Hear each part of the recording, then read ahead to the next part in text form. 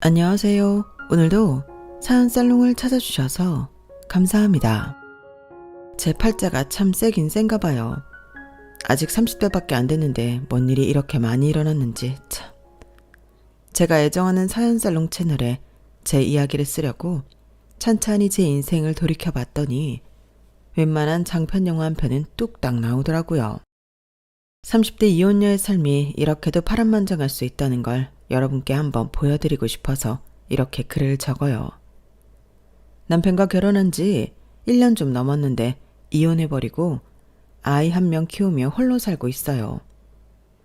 너무 다행히도 친정 부모님과 아래 위층으로 살고 있어서 육아 도움을 아주 많이 받고 있어요. 뭐니뭐니 해도 친정엄마가 제일인 것 같아요. 결혼한 지 얼마 되지도 않았는데 무슨 이혼이냐고요? 제가 성질이 급해 보이시나요? 하지만 제 속사정을 아시면 오히려 절 위로해 주실 거예요. 오죽하면 아직 둘도 안 된 아기를 데리고 홀로 시댁을 나왔을까요? 그놈의 지옥 같던 시댁에서 나오니 너무나 평안하네요. 남편이 바보 천치처럼 자기네 식구들 편만 들길래 누구 하나 의지할 사람이 없었어요. 우선 시모는 젊어서 사별하고 중풍까지 겪다가 살아난 인물인데요. 그런 시모가 너무 안쓰럽다며 엄마를 꼭 모시고 살아야겠다는 남편의 의지 때문에 신혼 때부터 합가하게 됐죠. 저희 친정엄마도 곱디 고운 나이에 홀로 되어 정말 어렵게 살아오셨거든요. 그런데 저희 엄마는 진짜 선하고 열심히 사시는 분이어서 시모도 그런 줄만 알았지 뭐예요. 그런데 시모는 정말 악의 축이었어요. 제가 이혼한 건 파라리 시모 탓이었죠. 시누이와 시동생도 뭐 별반 다르지 않은 인물들이었어요. 시누이는 120kg의 몸짓 때문에 취업이 잘 안 되는 걸 알면서도 살도 안 빼고 맨날 불량식품이나 기름진 것만 찾아댔어요. 먹는 거나 몸매 가지고 뭐라 하는 건 아니에요. 저도 통통한 편이거든요. 아직 20대의 창창한 나이임에도 불구하고 고도 비만 탓에 당뇨와 고혈압 등 온갖 성인병에 시달리면서도 본인 건강관리는 하나도 안 하는 게 너무 안타깝더라고요. 외모나 게으른 생활 습관 때문에 연애도 취업도 다 잘 안 되는 건데 그걸 남 탓, 주로 올케인 제 탓을 그렇게 하더라고요. 정말 어이가 없었어요. 내가 뭘 잘못한 게 있다고 해달라는 음식 다 해다 바친 게 누군데. 시동생 역시 백수였는데 방에서 컴퓨터로 게임만 해대고 아무것도 하지 않으려는 게임 팬이었어요. 정말 답이 안 나오는 집안이죠. 실제로 결혼해서 같이 살기 전까진 이렇게 엉망인 집안인 줄은 꿈에도 몰랐어요. 시모의 낭비벽이나 화투 중독, 며느리 인재에게 쌍욕에 가까운 모욕을 해대는 습관까지 제가 시댁에서 얼마나 힘든 결혼 생활을 버텨야 했는지 이해가 가시나요? 더불어 제가 왜 결혼 1년 남짓 살고 이혼했는지 공감이 좀 되시죠? 여러분, 제가 경험해본 바로는 시댁과 합가는 절대 비추예요. 시부모님이 거동이 힘들지 않는 이상은 그냥 가까이 사는 정도로 거리 유지하시는 게 좋으실 거예요. 서로에게 말이죠. 전 이혼하고 우리 딸과 단둘이 함께 살고 있는 지금이 천국같이 느껴지네요.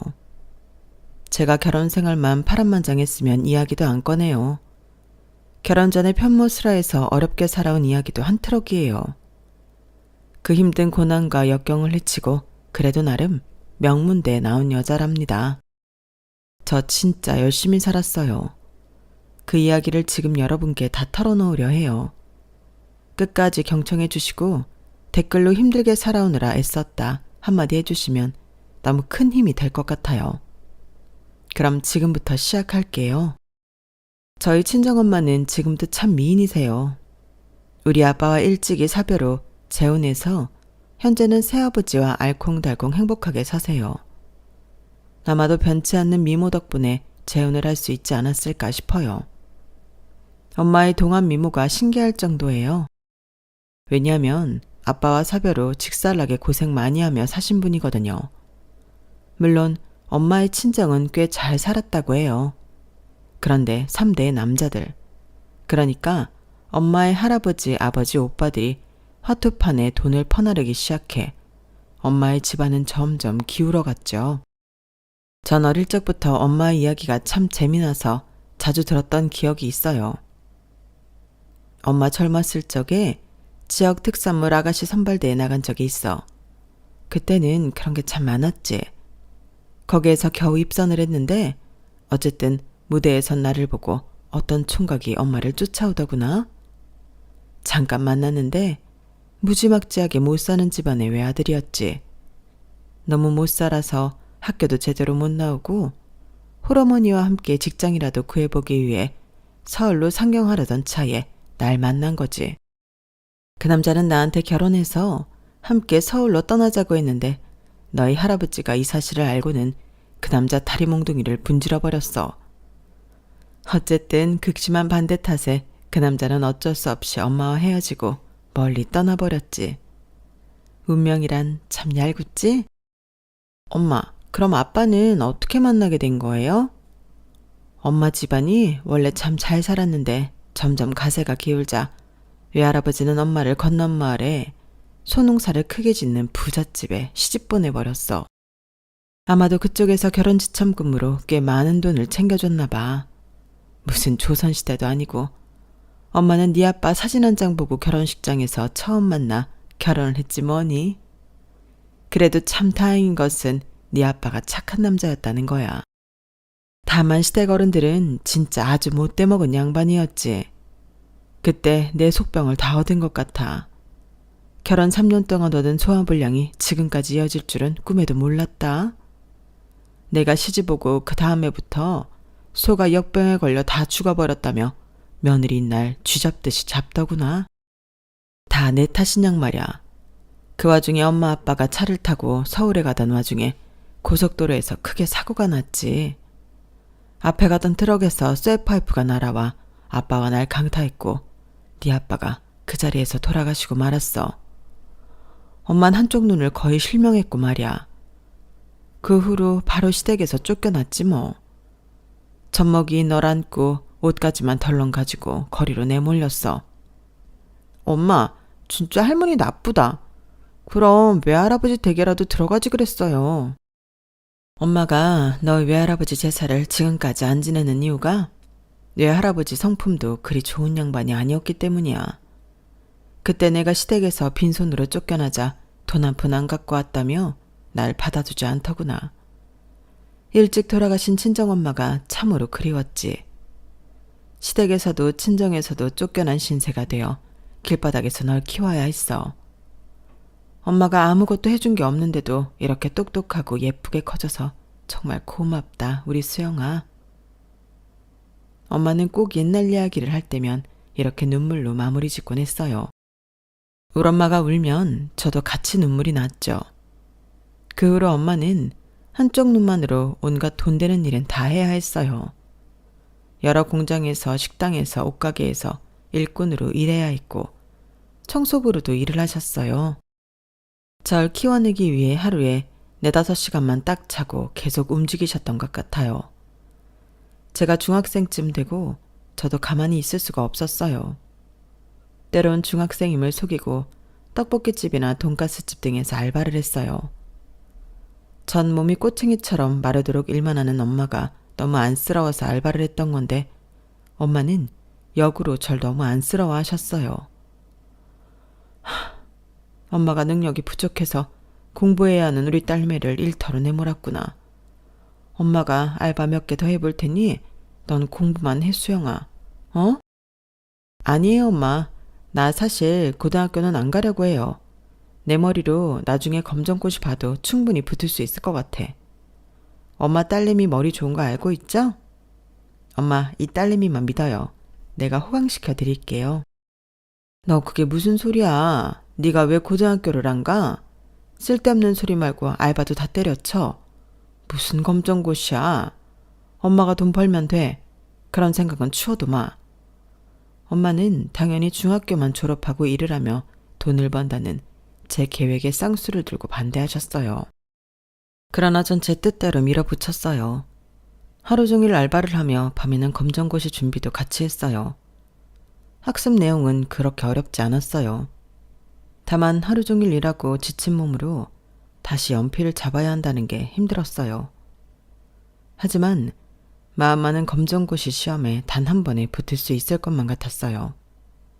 그런데 하늘도 무심하시지. 시험 전날 밤 누군가의 방화인지 아님 자연 발화인지 원인 모를 화재로 집 여러 채가 다 불타버리고 말았어요. 저와 엄마는 서울에서 제일 집값 싼 동네로 올라와서 다세대 주택 지하에 살고 있었는데 그 건물 전체가 다 불타버렸던 거죠.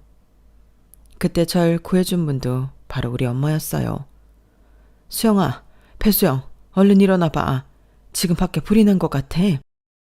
너 지금 깨어나지 않으면 우리 둘 다 죽는 거야. 얼른 밖으로 나가자. 전 그때 이미 유독가스를 좀 흡입했는지 사지가 풀려버리자 엄마가 연약한 몸으로 절 업고 가까스로 밖으로 나가셨어요. 밖에 나가서 연신 물을 끼얹으며 정신 차리고 있는데 엄마가 다시 화염 속으로 들어가시더라고요. 전 너무 놀라서 소리쳤어요. 엄마, 저 불구덩이 속에 왜 다시 들어가려는 거야? 엄마 미쳤어? 얼른 돌아와. 안 돼. 너 내일 검정고시 시험이잖아. 엄마가 얼른 들어가서 네 책만 갖고 나올게. 엄마, 안 돼. 너무 위험한 행동이었지만 엄마는 다시 제 방으로 들어가 제 책을 갖고 나오셨어요. 그러다가 팔에 크게 화상을 입고 말았죠. 그게 지금까지도 천추의 한이에요.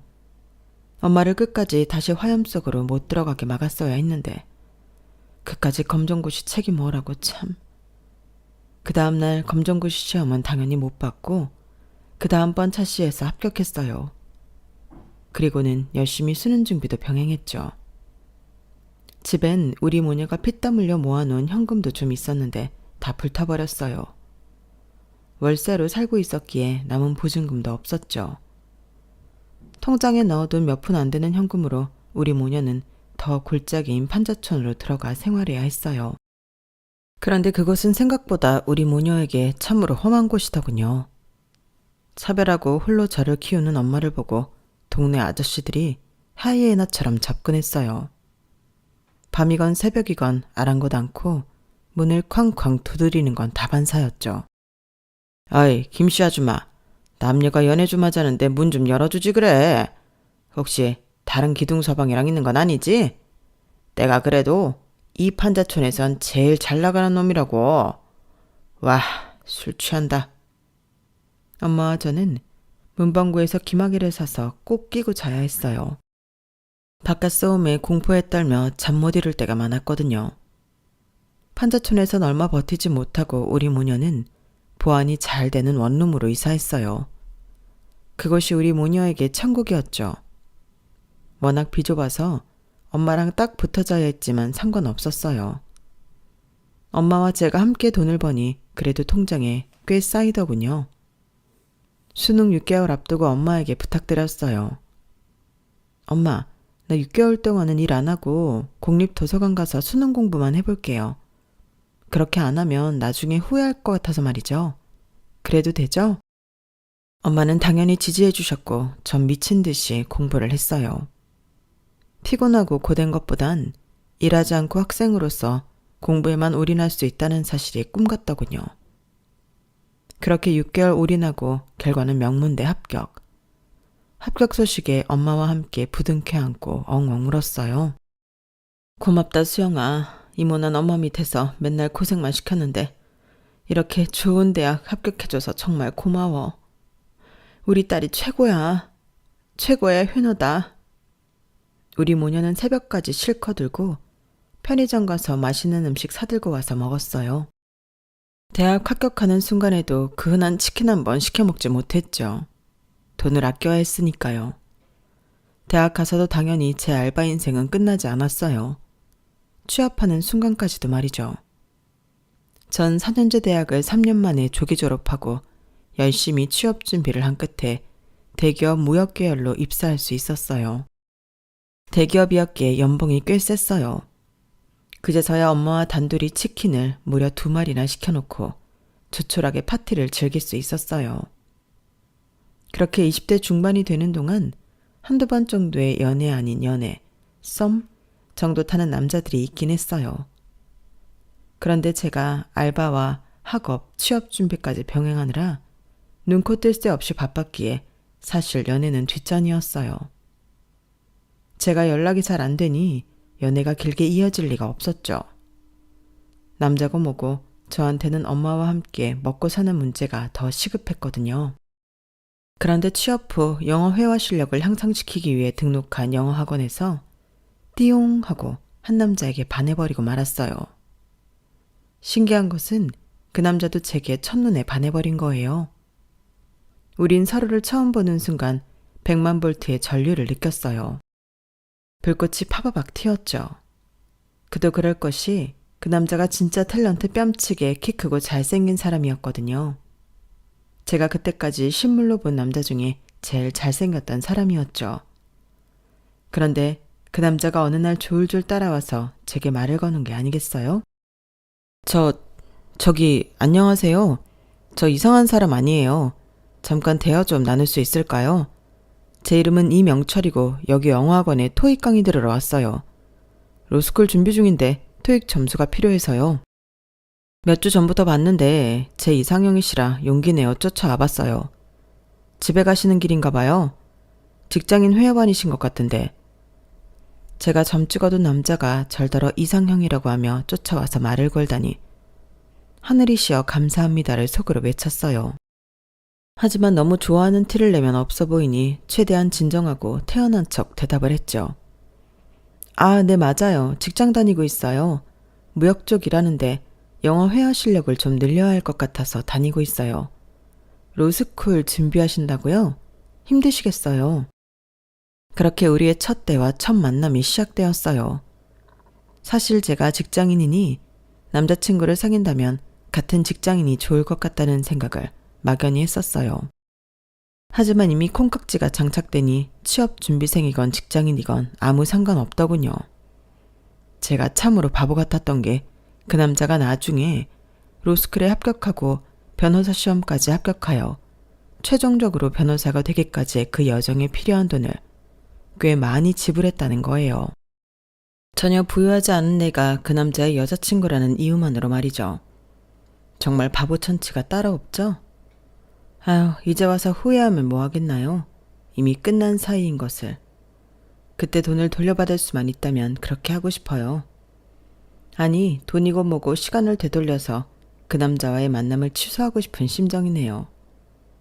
여튼 그땐 첫사랑이었기에 마냥 좋았어요. 우린 곧바로 사귀기 시작했고 순정 만화 속 남자 주인공 같던 남친이 날 공주 대접해준다는 사실이 황홀했어요. 거기에 넘어가 로스쿨 준비하는 학원이며 로스쿨 합격해서 다닐 때의 학비까지 거의 다 대줬어요. 남친이 불쌍한 티를 내면서 자기 딱한 집안 사정을 말할 때면 스르륵 제 통장이 저절로 열리더군요. 자기야, 홀어머니 혼자서 내 로스쿨 학비랑 내 여동생, 남동생 생활비까지 버시느라 뼈 빠지게 일만 하시네. 내 동생들도 취업이 잘 안 되고 있으니 우리 엄마가 더 힘드신가 봐. 이럴 땐 내가 참 바보같이 느껴져. 로스쿨 가지 말고 그냥 취업이나 할 걸 그랬어. 내 주제에 무슨 로스쿨. 아냐 명철씨, 로스쿨 어렵게 들어가 놓고 무슨 소리야. 변호사 시험 합격할 수 있게 열심히 공부나 해. 얼마 정도 부족한데? 내가 부족한 금액 지원해 줄게. 나도 뭐 넉넉한 건 아니지만 그래도 월급은 꽤 되니. 지금 생각해보면 남친의 눈물의 쇼였던 것 같기도 해요. 이미 직장인이었던 저한테 돈 뜯어내려던 수작 말이죠. 남친은 로스쿨도 거의 꼴찌로 졸업했는데 변호사 시험에도 몇 번이나 떨어졌어요. 그리 머리가 좋거나 실력 있는 사람은 아닌 듯 했어요. 그 머리로 애초에 어떻게 로스쿨에 합격했는지 모르겠네요. 어쨌든 남친과 저는 이미 결혼까지 약속한 사이였기에 남친이 아닌 가족한테 투자한다는 생각으로 물심양면 지원을 해줬어요. 저희 엄마한테도 이미 인사를 시켰기에 엄마도 오케이 한 부분이었죠. 몇 번의 불합격 끝에 남친은 드디어 변호사 시험에 합격하고 변호사가 되었어요. 아주 어렵게 작은 로펌에 취업이 되었죠. 정신을 차리고 보니 제 나이는 이미 30대가 되어 있었어요. 30 전에 결혼하고 싶던 제 꿈은 이미 날아가 버린 상태였어요. 그래도 남친은 일말의 양심은 있었던지 결혼 얘기를 꺼내더군요. 그러면서 자기 가족들에게 저를 소개시켜줬어요. 맨 첫 타자는 그의 여동생이었어요. 남친이 연애할 때도 하도 자기의 여동생 예쁘다고 자랑을 해대서 그런 줄로만 알고 있었어요. 그런데 약속 장소에서 120kg의 여인이 나와서 조금 놀랐어요. 저도 뭐 늘 통통한 편이었기에 겉모습은 상관없었어요. 그런데 예비 시누이의 속이 아주 시커멓고 능구렁이 같더군요. 그게 정말 싫었어요. 결혼 후에도 말이죠. 이 여자가 새언니 될 사람이라고? 허, 나보다 날씬하네? 짜증나. 그건 그렇고 언니 대기업 다닌다면서요? 우리 오빠 변호사 된 지 얼마 안 됐으니 모아놓은 돈도 별로 없을 테고 언니 해외 무역 쪽이라 출장도 많이 다닌다면서요. 그럼 면세점에서 샤넬백 하나 사다 줄래요? 샤넬 지갑하고 세트로 말이죠. 언니 우리 집에 맨입으로 들어올 건 아니죠? 변호사 남편 만나기 어디 쉬운가요 요새? 순간 저한테 샤넬백과 샤넬 지갑을 맡겨놓은 줄 알았네요. 첫 만남에 나한테 샤넬백 사놓으라고 으름장을 놓다니 뒤통수를 맞은 듯 얼얼했지만 정신을 차려야 했어요. 안 그랬다간 이 요망한 년한테 눈탱이 맞을 것 같았거든요. 명선씨, 오빠랑 결혼 생각하고 있으니 아가씨라고 부를게요. 아가씨, 연봉 꽤 되는 저도 아직 명품백, 명품 지갑 없어요. 아가씨, 아직 취업 전이라면서요. 취업하면 그때 취업 선물로 조그만 명함 지갑이나 하나 사줄게요. 그럼 됐죠? 저의 대답에 예비 시누이의 욕심이 덕지덕지 붙은 그 얼굴이 울그락 푸르락 해지더군요. 오빠, 어디서 저런 여자를 와이프감이라고 데려온 거야? 변호사 남편을 날로 먹겠다는 심산이네? 괘씸하기 짝이 없어라. 참, 우리 엄마한테 다 이럴 거야.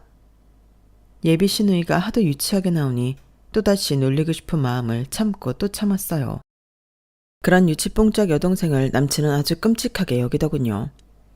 다음 타자는 막내 남동생이었는데 취업도 못한 백수 주제에 맨날 집에서 게임만 쳐야 되고 도통 집 밖을 나오지 않는다고 하더군요. 답이 없는 동생들이었어요. 마지막으로는 대망의 예비시모였어요. 데이트할 때도 예비시모는 남친을 엄청나게 불러댔어요. 큰아들을 자기 수족처럼 부리더군요. 그럴 때마다 저와의 데이트를 중단하고 남친은 당연한 듯이 본인 엄마에게로 달려갔어요.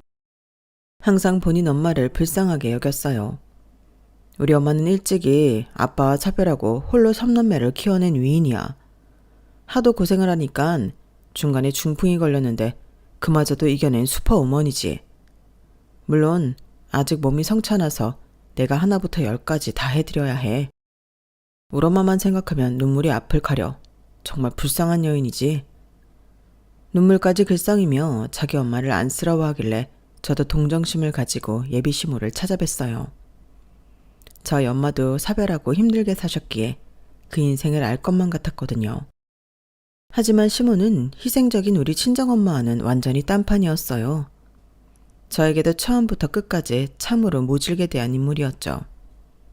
제가 오죽하면 시모를 악의 축이라고 칭했겠어요. 예비 시모에게 처음 인사드리러 간 날 그 여자의 성향 파악을 아주 찐하게 할 수 있었죠. 우리 변호사 아들을 꽁으로 데려가시겠다? 그럴 순 없지. 네가 명문대고 대기업이고 가네. 요즘 대기업 수명이 어찌 되냐. 한 50 넘으면 책상 빼야 하는 거 아냐? 그런데 우리 위대한 변호사 아들 명철이는 본인이 마음만 먹으면 80, 90살에도 계속 법조인으로서 일할 수 있는 거 알지? 한마디로 벽에 똥칠할 때까지 일할 수 있는 전문직이란 말이다. 일반 회사는 차원이 다른 우리 아들을 꽁으로 데려갈 순 없지? 자, 여기 A4 용지에 손수저가 왔다. 이거 싹 다 준비해오지 않으면 우리 아들하고 결혼일랑 꿈도 못 꿀 줄 알아. A4 용지에 적힌 혼수 목록은 무려 13페이지에 달했어요. 주르륵 한번 살펴봤더니 듣도 보도 못한 독일 브랜드 가전이며 최고급 모피 코트까지 다양하더군요. 무슨 백화점 카탈로그 목록 같았죠. 가장 어이없던 건 시댁 인테리어를 다 바꿔달란 거였어요. 그것만 해도 수백 수천만 원이 들어갈 수 있는데 도저히 그냥 수용할 수만은 없었어요. 그 자리에서 예비시모에게 확실히 선을 그었죠. 어머님, 저 이거 못해요. 이 결혼 안 하면 안 했지 이 혼수 목록대로 다 해갔다간 저희 집 파산이라고요. 오늘 결혼 이야기는 없던 걸로 하겠습니다. 저 먼저 일어나 볼게요. 전 그 자리를 박차고 나와 집으로 돌아와 버렸어요. 물론 남친이 그때부터 울며불며 매달렸지만 저의 결심은 굳었어요. 이 사람 말고도 더 괜찮은 남자, 더 괜찮은 시댁을 만날 수 있다는 확신이 있었거든요. 더 괜찮다는 건 꼭 물질적인 것만이 아니고 내 마음을 편하게 해줄 수 있는 고운 심성을 가진 사람들 말이죠. 얼마가는 다 잊고 일에만 매진했어요. 그러기를 한 달쯤 지났을까. 뭔가 소화가 잘 안 되고 미식거려서 병원에 가봤더니 임신이었어요. 심장이 덜컥 내려앉는 듯 했어요. 친정 엄마한테 먼저 말씀드릴까 하다가 좀 민망한 기분에 남친에게 연락을 했죠. 남친은 뛸 듯이 기뻐하더군요. 그 후로 어떻게 됐냐고요? 눈 떠보니 결혼식장이었어요. 전 그 아이를 포기할 수 없었고 남친은 정말 스토커처럼 들러붙어 절 보필했어요. 시모가 적어준 혼수 목록 하나도 안 해와도 된다며 절 지켜준다고 했죠. 그 말에 속아 넘어가서 결혼까지 강행했어요. 자기 엄마가 중풍 후유증으로 왼쪽 몸이 좀 안 좋다고 모시고 살고 싶다고 하여 합격까지 하게 됐어요. 그나마 방 3개인 빌라여서 시동생 혼자 쓰고 시모와 시누이가 함께 쓰고 저희 신혼방 이렇게 모두 함께 살 수 있었어요. 제 뱃속에 아이가 있고 아이 아빠와 결혼해서 행복한 가정을 꾸리고자 하다 보니 제가 남편이 하던 대로 거의 다 맞춰주게 되더군요. 제 성질만 죽이고 살면 우리 딸에게 행복한 가정을 선사할 수 있을 줄 알았죠. 그런데 제가 크게 잘못 판단했더군요. 지옥도 그런 생지옥이 따로 없었어요. 우선 제가 초기 유산기가 보여서 병원에 자주 들락날락 해야 했어요. 집에서 거의 누워만 있어야 아이를 살릴 수 있다더군요. 그래서 다니던 회사에 휴직계를 내고 시댁 신혼방에 누워 있었어요. 그랬더니 쌩 난리를 치더군요. 야, 누구 내 안 가져봤냐? 배가 아직 많이 나온 것도 아닌데 벌써 회사를 때려치고 집에 들어누워 있어? 네 시누이랑 시동생 밥은 어쩔 거냐? 열심히 취업 준비하는 애들 굶겨 죽일 작정이야? 아님, 다 늙은 이 시애미한테 다 시킬 셈이냐고. 아이고, 아주 집에 상전을 들였네. 그 전에 미리 휴직하게 된 경위와 현재 몸 상태 등을 말씀드렸음에도 불구하고 저 말을 하는 게 너무 열받았어요. 저 또한 가만히 있을 수 없었죠. 어머님, 골백 번 말했는데 또 말씀드려야 해요? 제 뱃속에 아기가 남의 아기예요? 어머님이 그토록 좋아하시는 변호사 큰아들 아기잖아요. 이 아기를 지키기 위해 의사가 시키는 대로 좀 누워있는 걸 가지고 그렇게 뭐라 하세요. 제가 이 집안에 시집 오기 전에 이 집안은 어떻게 돌아갔나요? 다들 굶었나요? 임신 안정기가 되기 전까지만 어머님께서 그전처럼 살림 좀 해주세요. 최소한 저희 부부 살림은 제가 할 테니까 말이죠. 저의 외침에도 불구하고 시모는 시누이와 시동생에게 저 들으라는 듯이 제 욕을 해댔어요. 하우 얘들아, 우리 집에 무슨 여왕님이라도 행차하셨나 보다. 네 형수가 아무것도 못하겠단다. 시모는 남편의 동생들이 취업 준비를 열심히 하고 있다고 했지만 그들은 그냥 백수였어요. 시누이는 카톡 프로필 사진에 어찌나 뽀샵이 광고를 올렸는지 당최 누군지 알아보지도 못하겠더라고요. 뽀샵으로 볼살을 얼마나 깎았는지 무슨 빗살무늬 토기 같았죠. 프로필 메시지엔 상큼발랄 20대녀가 화끈한 남친구예요. 많은 연락 부탁드려요. 이렇게 적혀 있었어요.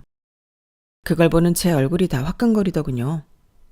먼저 취업을 해본 경험자로서 시누이한테 이러저러한 방법을 말해주려고 하면 귀등으로도 안 들었어요. 대신 이렇게 대받아쳤어요. 새언니, 지금 나 살찌고 취업 못했다고 무시하는 거야? 건강 위해서 운동하라고? 헛소리 말고 오늘 저녁으로 고기튀김이나 해놔요. 그냥 대들기만 하면 말도 안 해요. 시누이와 시동생은 지속적으로 남편을 통해 용돈을 뺏어가더군요.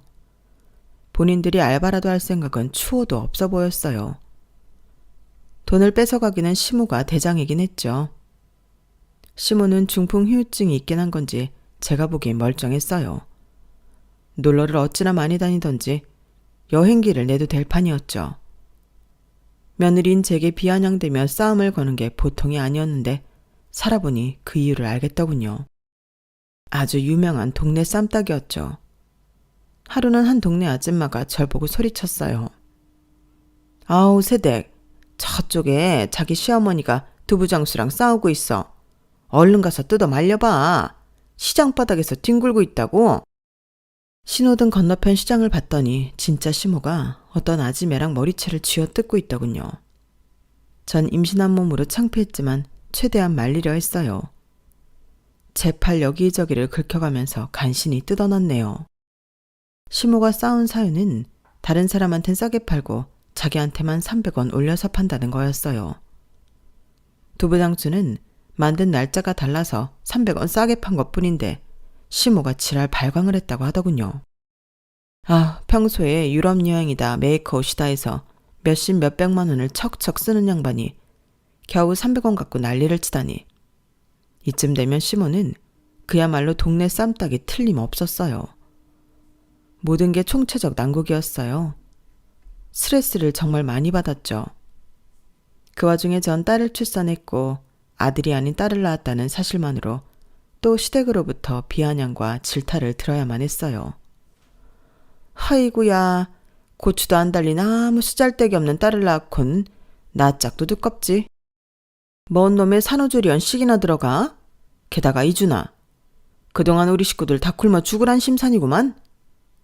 한두 번 들어본 모욕이 아니었기에 겉으로는 아랑곳하지 않고 산후조리원에서 2주간 있었어요.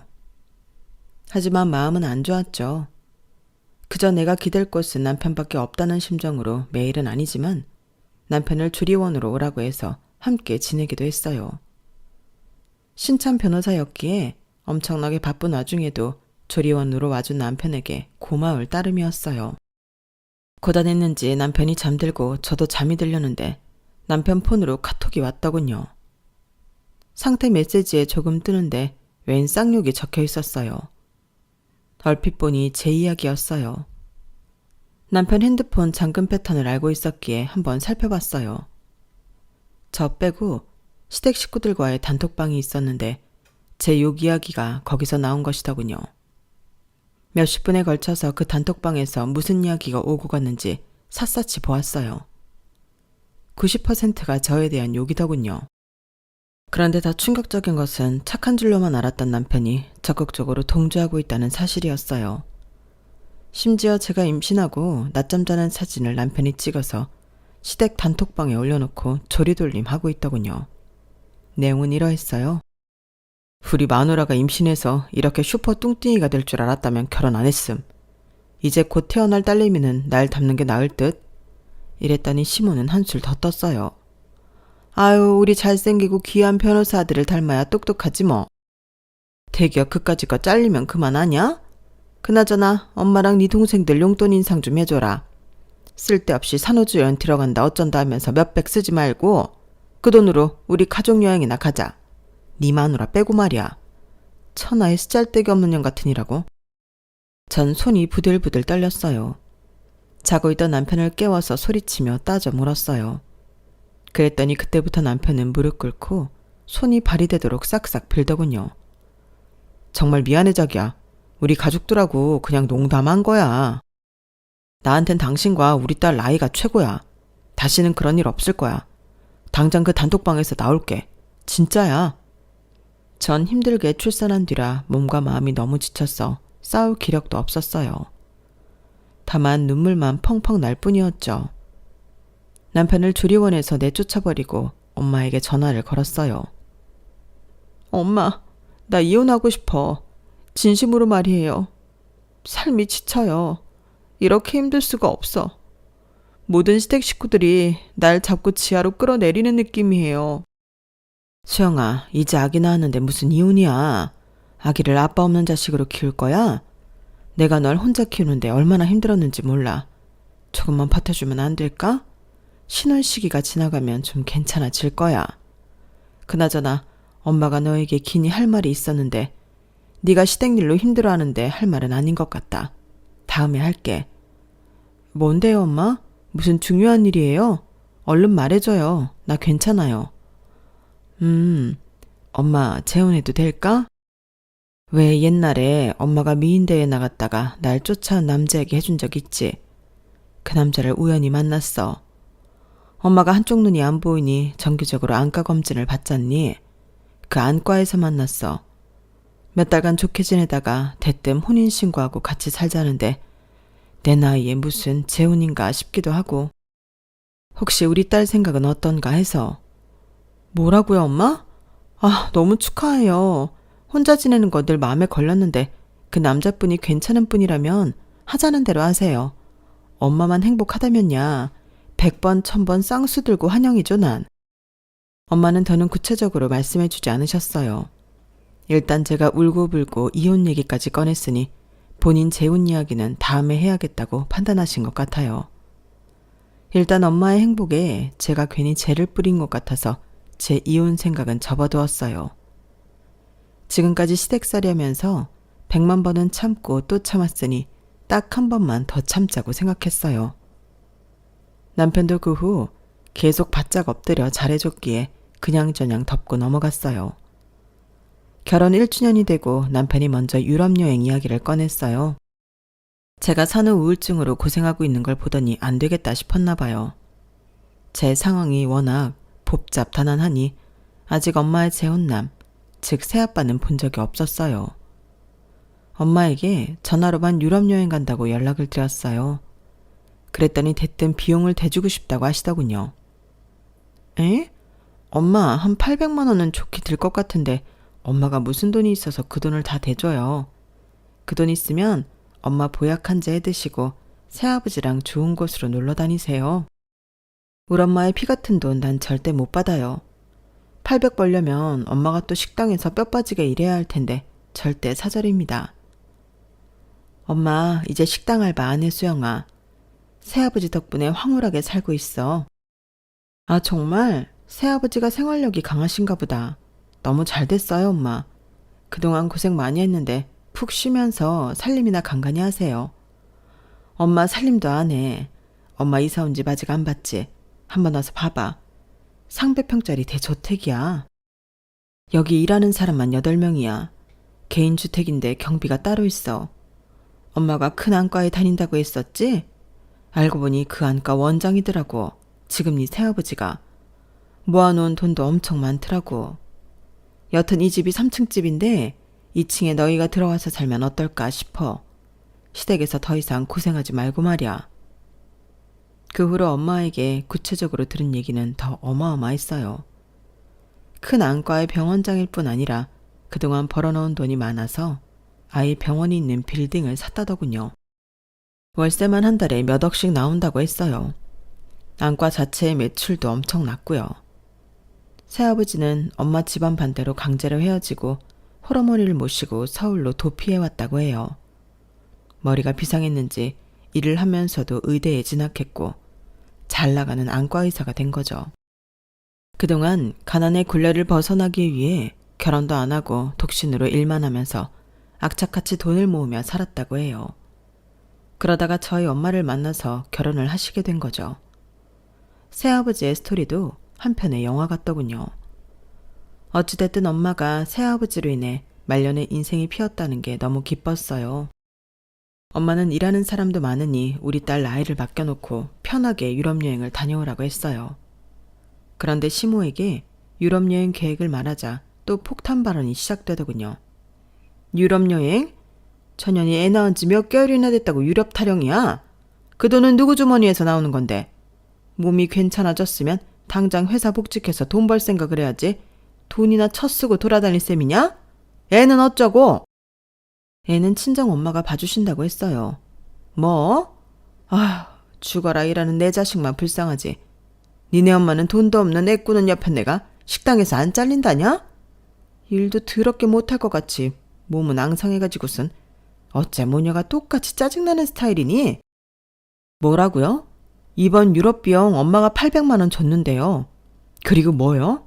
외꾸는? 진짜 안 되겠네 이 할매. 나 당신 아들이랑 이 자리에서 이혼하려니까 그렇게 아셔. 할매가 비난하던 우리 엄마 지금 새아버지랑 재혼해서 행복하게 살고 있습니다. 우리 새아버지에 대해서 간단히 읊어줘요.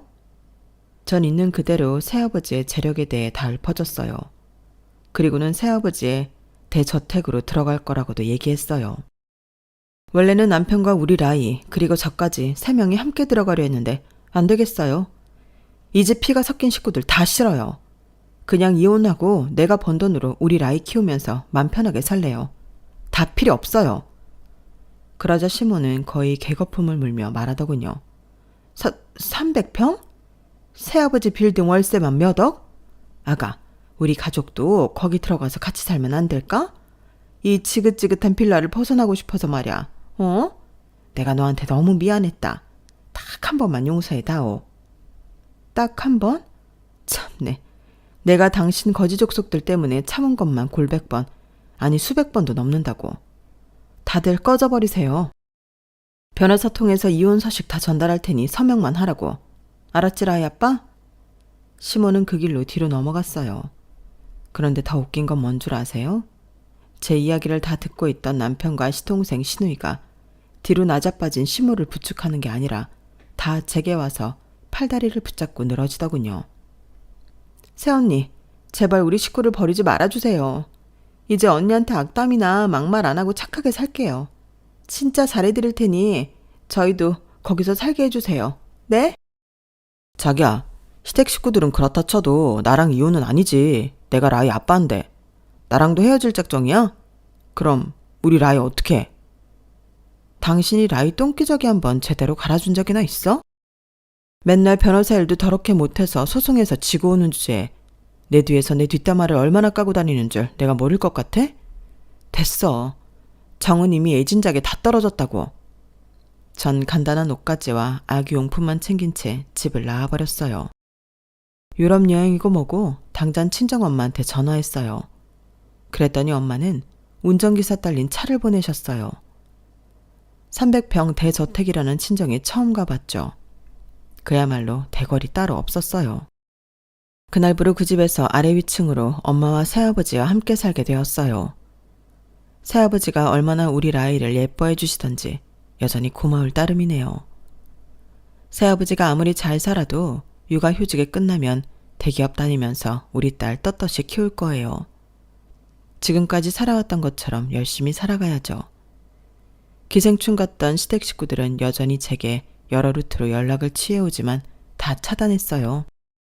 그 집 식구들 그림자도 보고 싶지 않아서 말이죠. 제 인생에서 가장 후회되는 결정이 그 인간과의 결혼이거든요. 이혼이 가장 잘한 결정 같아요. 친정엄마와 새아버지가 벌써부터 재혼 자리를 알아봐 주시는데 글쎄요, 아직까진 마음이 없네요. 앞으로 평생에 걸쳐 재혼을 해야 할지 말아야 할지 여러분들이 댓글을 통해서 의견 좀 내주세요. 꼭 참고할게요. 지금까지 저의 긴 글 읽어주셔서 감사합니다. 모두 건강하시고 행복하세요. 여러분, 사연 댓글에 응원과 현명한 조언 부탁드려요. 좋아요와 구독은 저에게 큰 힘이 됩니다. 오늘도 좋은 일 가득하세요.